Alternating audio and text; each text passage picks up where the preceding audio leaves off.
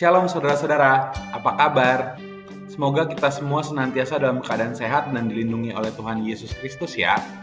Hari ini saya akan membawakan renungan singkat yang mungkin sedang dialami oleh sebagian besar dari kita, bahkan termasuk saya.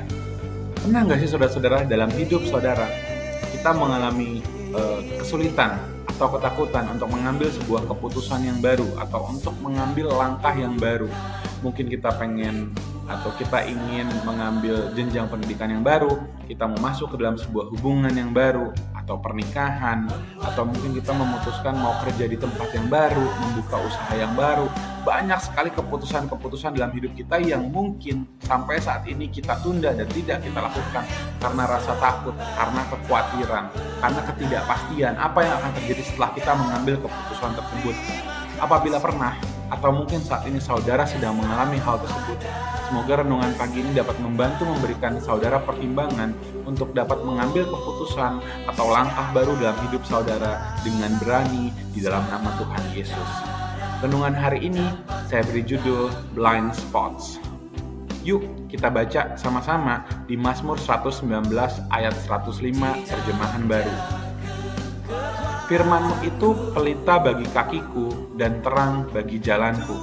Saudara, sebuah pelita tidak memiliki kemampuan untuk menerangi 1 kilometer di depannya. 100 meter pun tidak bisa. Bahkan menyinari 10 meter di depan saja belum tentu dapat dilakukan oleh sebuah pelita.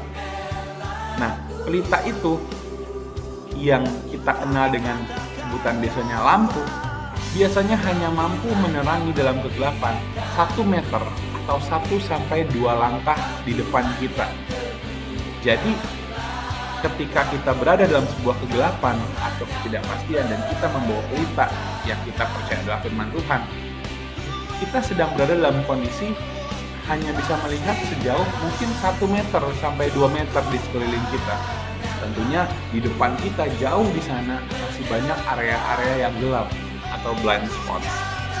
Nah, terus gimana caranya kita tahu apa yang ada di lebih dari 1 atau 2 meter tersebut?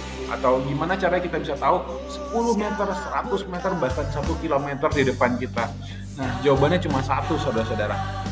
Kita harus melangkah dulu berdasarkan apa yang bisa kita lihat saat itu. Barulah pelita yang kita bawa dapat menerangi 1-2 langkah setelahnya.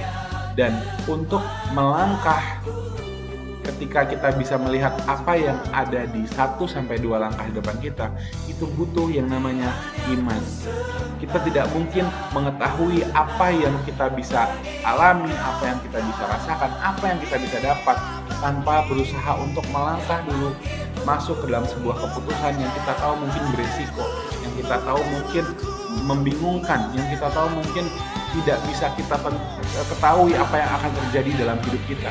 Tapi tetap kita butuh iman untuk bisa melangkah lebih maju dan percaya bahwa masa depan atau area di mana kita melangkah sudah ada Yesus di dalamnya dan Dia menyertai kita sampai kesudahan keputusan yang akan kita ambil tersebut. Untuk melangkah dalam situasi terang yang terbatas, kita butuh iman. Seperti halnya bangsa Israel diberi makan yang cukup setiap hari di padang gurun. Seperti kalimat pada doa Bapa kami, berikanlah kami pada hari ini makanan kami yang secukupnya. Terkadang kita terlalu berpikir susah. Terkadang kita terlalu banyak berpikir untuk hal-hal di depan yang pada dasarnya memang belum kita ketahui. Dan kita lupa untuk bersyukur dan menyatakan kebesaran Tuhan kita untuk apa yang Dia lakukan hari ini.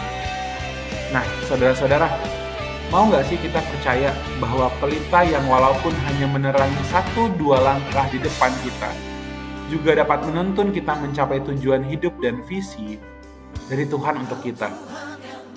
Maukah kita terus melangkah maju dengan iman dalam proses hidup kita, meskipun hidup kita ini penuh dengan ketidakpastian? Penyertaan Tuhan lebih sering dibuktikan dari apa yang Dia lakukan setiap hari, setiap momen dalam hidup kita. Ada satu hal yang saya suka dari sebuah lagu yang sering kita nyanyikan pada saat Paskah. Lagunya berlirik seperti ini: sebab Dia hidup ada hari esok, sebab Dia hidup ku tak gentar, karena ku tahu Dia pegang hari esok. Hidup jadi berarti sebab Yesus hidup. Saya menerima atau saya mengaminkan lagu tersebut dan membuat saya berani untuk mengambil keputusan-keputusan yang mungkin saat ini terlihat sulit dan terlihat menakutkan, karena saya tahu di masa depan, di hari-hari saya ke depan sudah ada Yesus yang ada di sana untuk menjamin bahwa masa depan saya aman di tangannya. Oleh karena itu saya belajar terus untuk selalu berani mengambil keputusan dalam hal-hal penting di hidup saya, meskipun saya belum tahu apa yang akan saya alami dan saya dapatkan ketika saya mengambil keputusan itu.